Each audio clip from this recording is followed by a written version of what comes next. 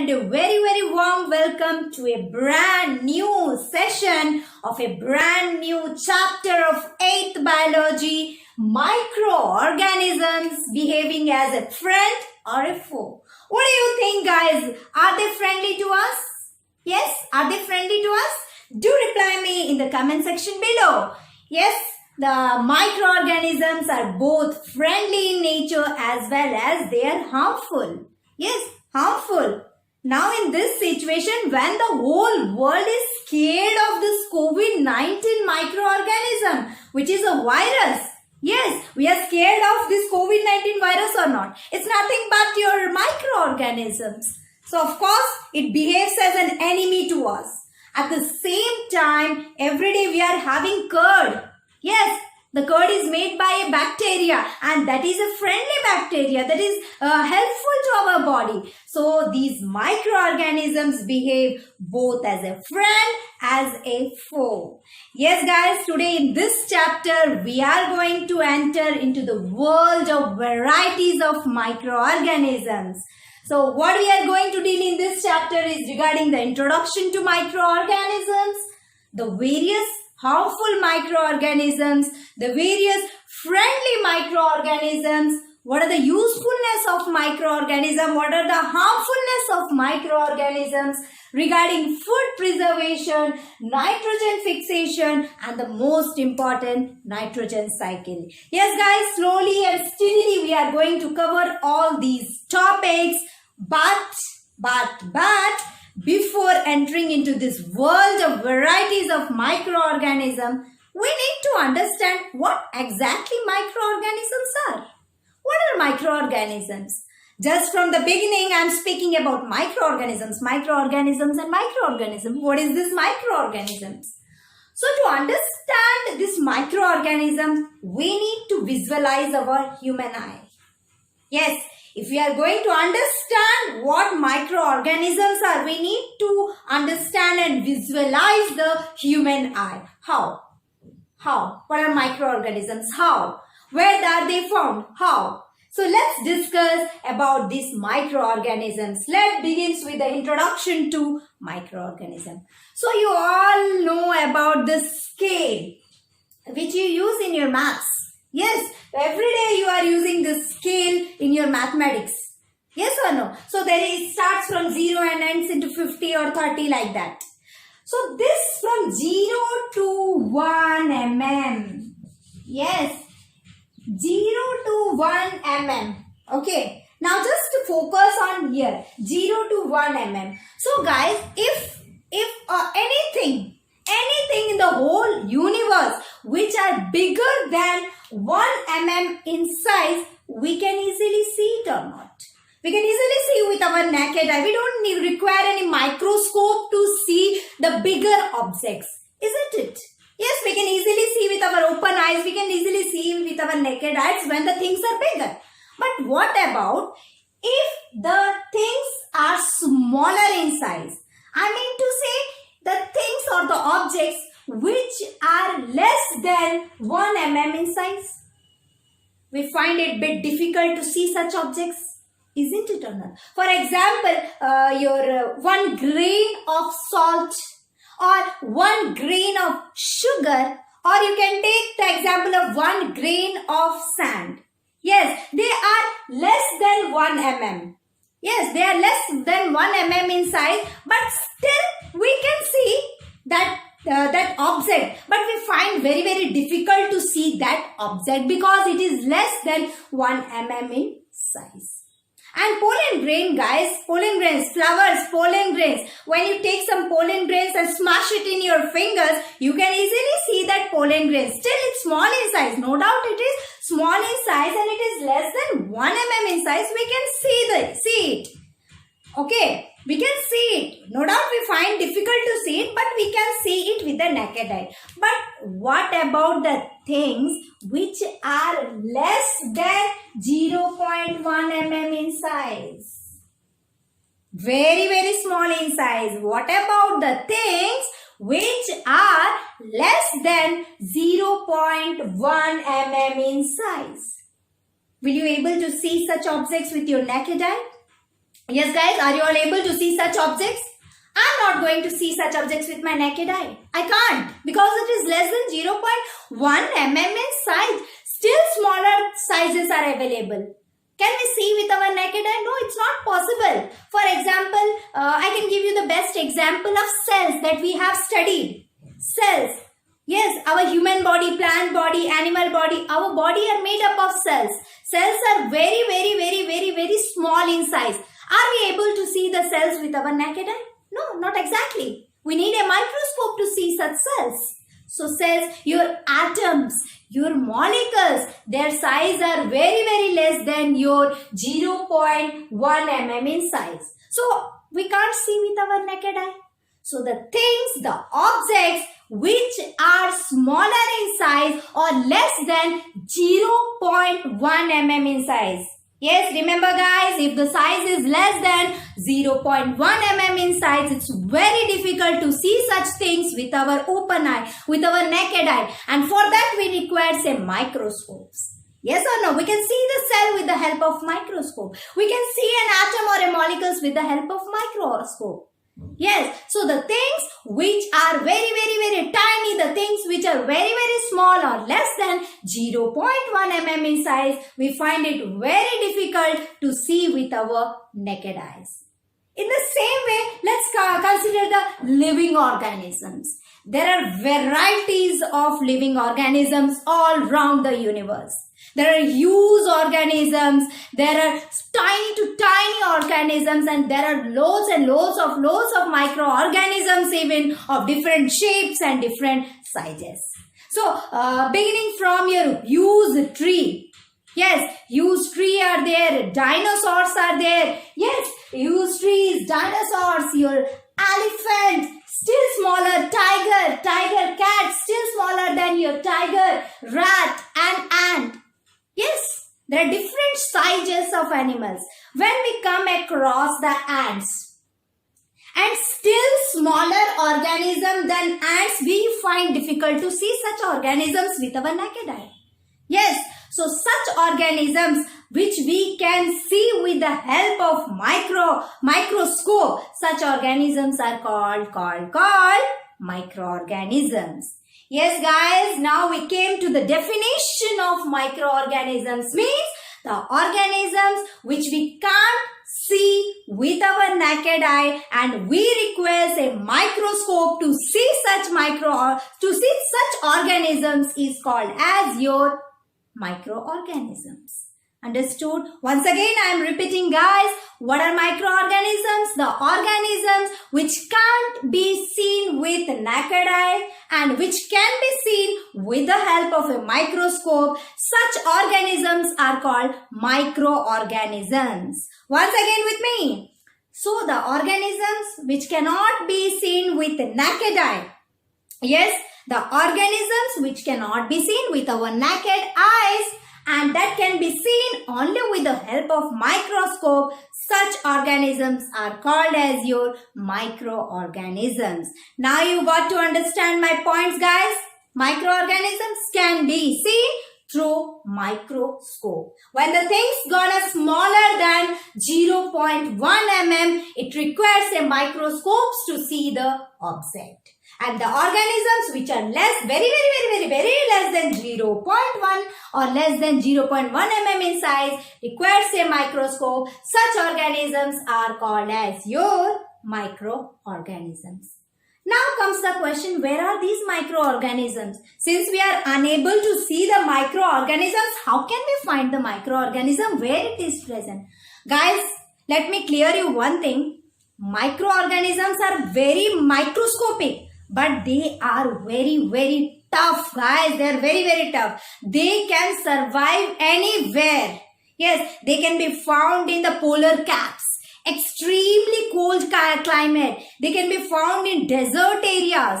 Yes, and even they can be found in volcanic areas also, marshy areas, hot springs, everywhere microorganisms exist. Even when see my palm, it's very clean, but still some microorganisms are there in my palm. When I am going to see my palm under a microscope, I can see number of microorganisms. Yes, we can see a number of microorganisms everywhere in your house, especially in your washrooms. There are loads and loads of microorganisms on your floor, guys, because we used to walk frequently on our floors. Loads of microorganisms are found.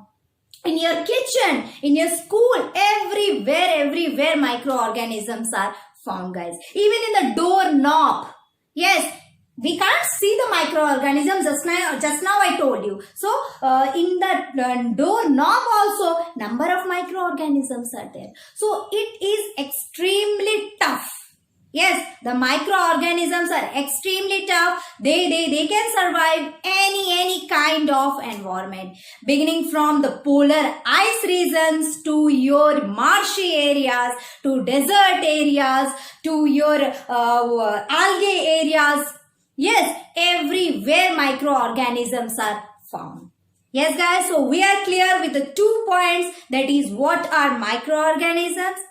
Okay, the organisms which cannot be seen with naked eye and that can be seen only with the help of microscope. Such organisms are called as your microorganisms. And microorganisms can be found anywhere. Your polar ice caps, hot spring, volcanoes, desert areas, everywhere. Yes, even in our surroundings, everywhere microorganisms are found. And there are varieties of microorganisms. Some are friendly to us and some are villain to us. Yes. So we are going to discuss about the varieties of microorganisms. Yes, guys. Just note down these points. Okay, guys. Now let's see the different varieties of microorganisms. Most of you, I think you know about this bacteria, protozoa, algae, fungi, virus. So now let's discuss about the varieties of microorganisms. The first type of microorganisms is bacteria. Every day we come across bacteria. Yes, just now in the beginning of the class, I gave you the example of curd, which is prepared by your lactobacillus bacteria. It's a bacteria. So what are the characteristic features of bacteria? Now let's see what are the characters of bacteria. The first important thing is that bacteria is a single-celled microorganisms. Single-celled, guys, we have already discussed in our cell lesson. Single-cell means unicellular. Yes, so bacteria is a unicellular microorganisms. Means its body is made up of single cell, guys. Not like we people. Our body is multicellular. Our skin has got number of cells. Our digestive tract has got a number of cells. Our kidney has got number of cells. Yes, so our body is a multicellular body. It's made up of millions of cells. But bacteria is made up of single cell. Please note down it. So bacteria is made up of a single cell. It's a unicellular organisms, guys. The first most important point you have to remember is bacteria is unicellular. It means its body is made up of a single cell. So second point is may be found in colonies. Yes, guys, bacteria can't exist single. It can't live a solitary life. It forms a group and it's always found in colonies.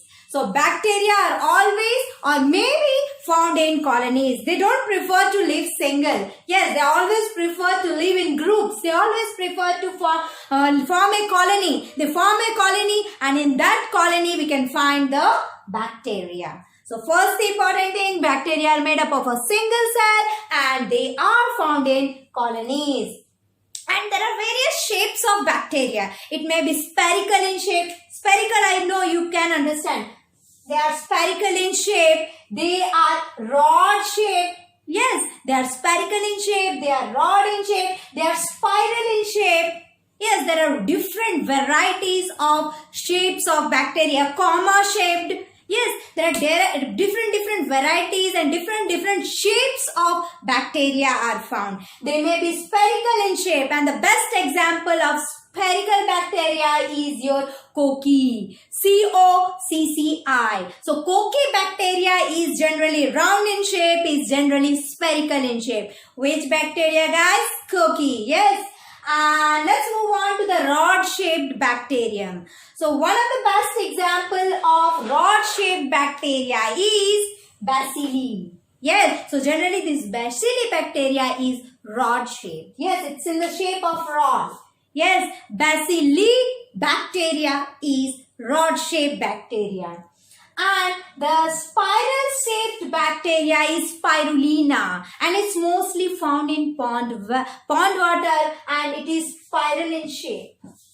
Yes, so here we got to read about 3 different shapes of bacteria. Spherical bacteria, and the best example of spherical bacteria is your cocci. C-O-C-C-I. Yes, once again, spherical shaped bacteria, what you have to write? Cocci. Spherical shaped bacteria, cocci. Rod shaped bacteria, bacilli. Rod shaped bacteria is bacilli. And finally, the spiral shaped bacteria is your spirulina or spirilla. Yes, spirulina or spirilla are spiral shaped bacteria.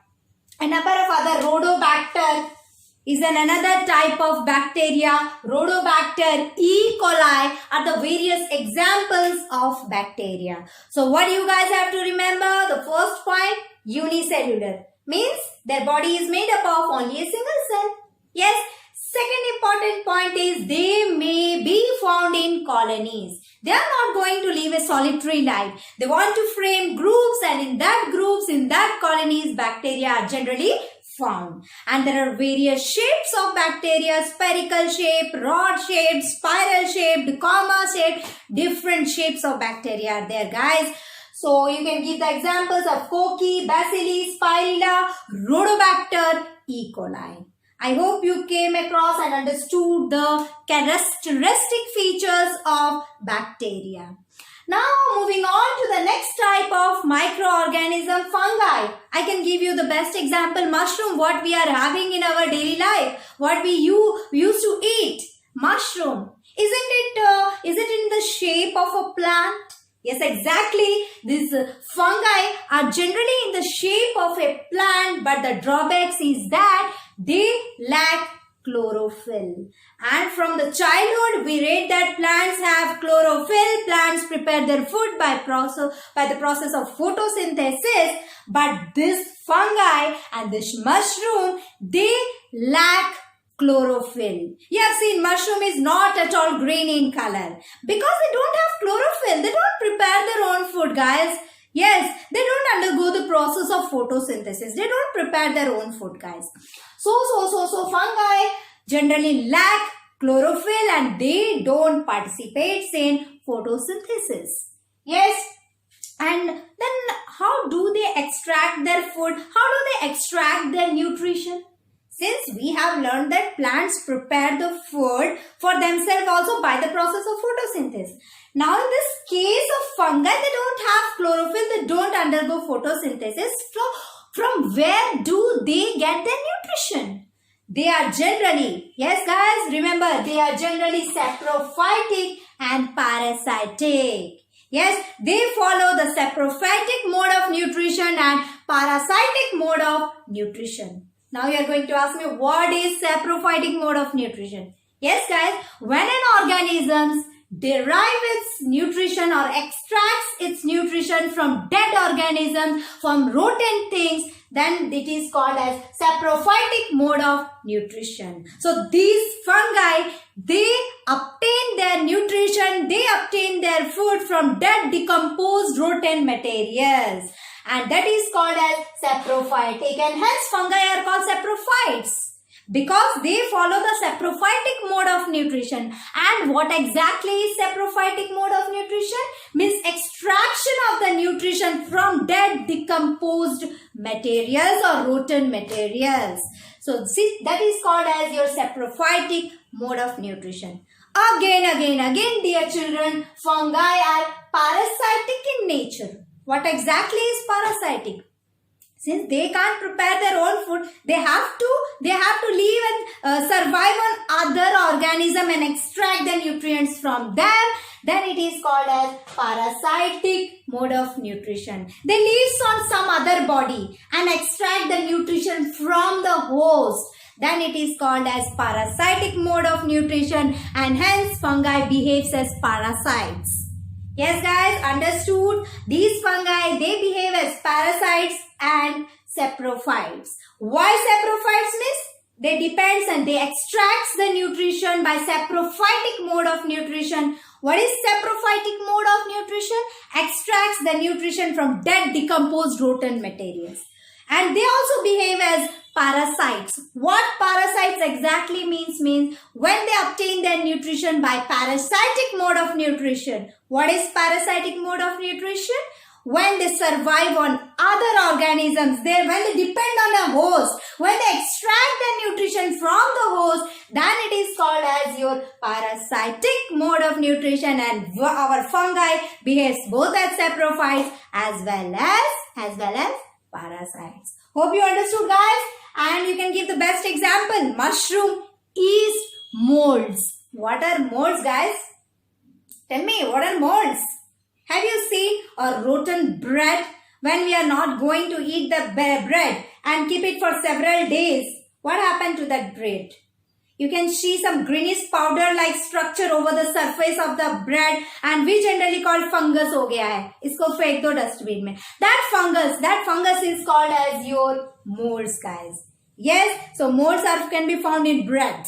Yes, the rotten bread. The greenish substance present on the rotten bread are nothing but your fungus. Hope you understood about fungi. So they are mostly plant-like, but they don't undergo photosynthesis because they don't have chloroplasts, they don't have chlorophyll. So how do they extract nutrition guys? Yes, of course, saprophytic mode of nutrition and parasitic mode of nutrition. Mushrooms, which we are having in our food, your bread molds, and yeast. Yeast guys, what are yeast? Pizza, burger, bhature, chole bhature. How can we miss it?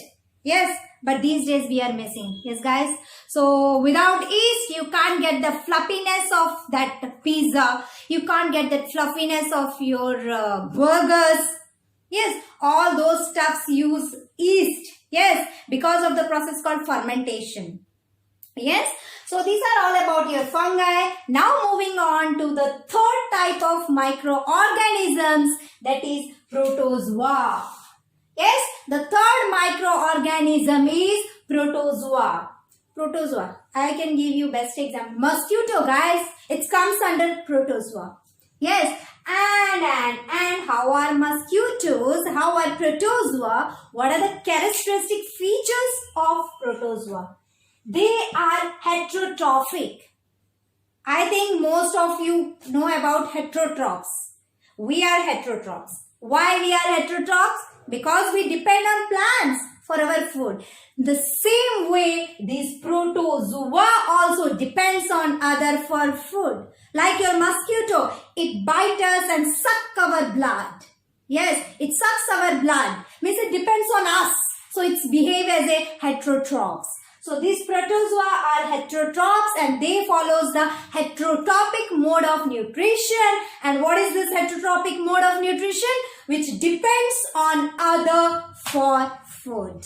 Yes guys, the organisms or the living organisms which depends on other for their food, such are called as heterotrophs, and such mode of nutrition are called heterotrophic mode of nutrition.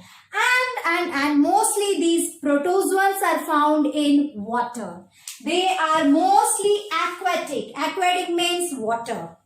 They mostly lives in water and they are found in water. Yes, which one guys? Protozoa. So the best example, amoeba guys. Irregular in shape. Amoeba. They are found in water. Yes, amoeba, your paramecium. Paramecium is your slipper shaped. It has got cilia. Yes, so these amoeba and paramecium are the very best example of protozoa, and these are found in the aquatic world. These are found in water and they are heterotrophs because they can't prepare their own food and they depends on other for their food. Yes guys. Now let's move on to algae. I think most of us have seen the algae. Isn't it? How many of you have not seen? Do reply me in the comment section. How many of you have not seen algae? Yes, I have seen. Everyone has seen. Have you seen that greenish layer? Yes, that greenish layer on the surface of the water in ponds. Yes, देखा है तालाब के ऊपर पूरा green color फैला हुआ होता है. Yes, so the green layer on the top of the water. Yes, the green layer that is found on the top of the water is called as your algae. Yes, what are algae? The green layer which is found on the top of the water is called as your algae. They are also very happy to live in colony. So they are colonial in nature. Colonial, I can give the best example of colonial algae is your volvox. Yes, volvox lives in your colony. And it's the best example of algae. Yes, guys. So algae lives in colony, and the very best example is your volvox, which is an algae and lives in colony. Yes, and they are filamentous in nature, filament-like. Spirogyra. We have discussed Spirogyra. Just Spirogyra. So they are filament in shape. Yes, guys, they are filament in shape, and that is called as Spirogyra. It's an example of your algae. Here actually it is spirilla.